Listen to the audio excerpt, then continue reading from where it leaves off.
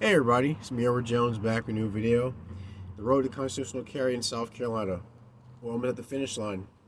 Uh, the special committee that formed, it was like three members of the House and three members of the Senate, hammered out the differences on the constitutional carry bill, and it got approved by both the House and the Senate. And I was just waiting to, I'm not sure if today's Thursday.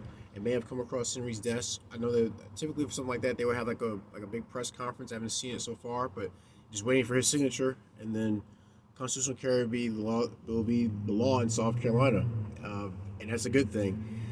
I want to give a I want to give big thanks to everybody who stuck with me through this, through this series of me talking about, the benefits, pros and cons of constitutional carry. Um, why I think it's actually good for, why I think it's good for each state to adopt. I think it should be the law of the land of the United States as a whole, but I think it's good to see different states, adopting these laws. This would make us state number 29. I want to give a shout out to Louisiana. They became state number 28. I was hoping that we'd be 28, but hey, 29, 29 is fine as well. Um, Better than 30. But I'm happy to see that they're moving in the same direction. There's actually theirs starts. It becomes basically you can carry around permanent openly concealed on July 4th, which I think is pretty. I think it's a pretty cool thing that they have set up. Uh, but I want to say thanks to you guys who, like I said, stuck with me through the open carry reports. I'm still planning on doing them. I just want to get this video out of the way because of the news that's dropped so far. I guess if it hasn't done already, it's waiting to come across Governor McMaster's desk. I think it was, and I stand on this. I think it'd be a great thing for the state. If I can make some predictions, I say give it a few. I say if the trend is the same across many states who have adopted the constitutional carry, crime is gonna start dropping in South Carolina. I think you'll have more people concealed carrying rather than open carrying, but I think more people will start open carrying. I think it just be more concealed because a lot of people they like the element of surprise. It seems to be this, like I said, always talk about the stigma that comes with carrying openly, but I like carrying openly. I think it works as being an ambassador for carrying overall, for gun rights overall, two-way overall. Um, because you're just making an open statement that you're being responsible for your personal safety and may potentially be there for the aid of someone else. And I think it's a good thing, and it's a good thing to keep that in mind because I just saw a video in Reddit of a cop who got stabbed in New Mexico back in February.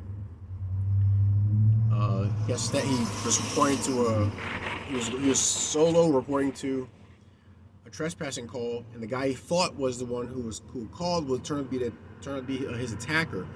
He quickly pulled the knife out, and the cop tried to retreat, but he tripped. The guy got on top of him. He stabbed him 9 times. It's a pretty graphic video. You see a lot of blood. You hear blood gurgling, and many people may not think that's an appropriate video, but I think it's a very educational video to show how fast that kind of attack can happen, how deadly knives are. Despite what people think, when the cops encounter someone who has a knife, why they take it so seriously? It's because of that. But the big thing that was in the video was there was a bystander who saw what happened, and he rushed over, and before the attacker could try to attack him, he shot him 4 times. At least I remember you hear 4 gunshots. I'll try to include a link to that. If it's still up on Reddit, I'll try to include a link to that video in the description box of this video. And the bystander tried to save the cop. He tried to save the cop's life, but the cop got stabbed in the neck. The other officer responded, checking for more injuries, but he didn't make it. And it's unfortunate that that happened. But it was actually a good thing to see that there were people out there who still care about other people's well-being to go out there and lend assistance. I think that was a very courageous thing the guy did. As we may find ourselves in a situation like that ourselves. But I think it'd be good if we, stay vigilant, be prepared, but also try to have each other's backs because this is dangerous. This is a dangerous world.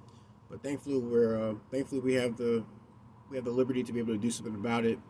Sad to say that it's not the same in other countries, let alone other states. But I'd say it's a good thing that now we're moving more and more towards that responsibility being more and more mainstream. I think constitutional carry is a great pathway to that. Please share your thoughts. Let me know what you guys think. I think constitutional carry would be great for South Carolina. I think it'd be a bad thing because do you have it in your state already? How's it been?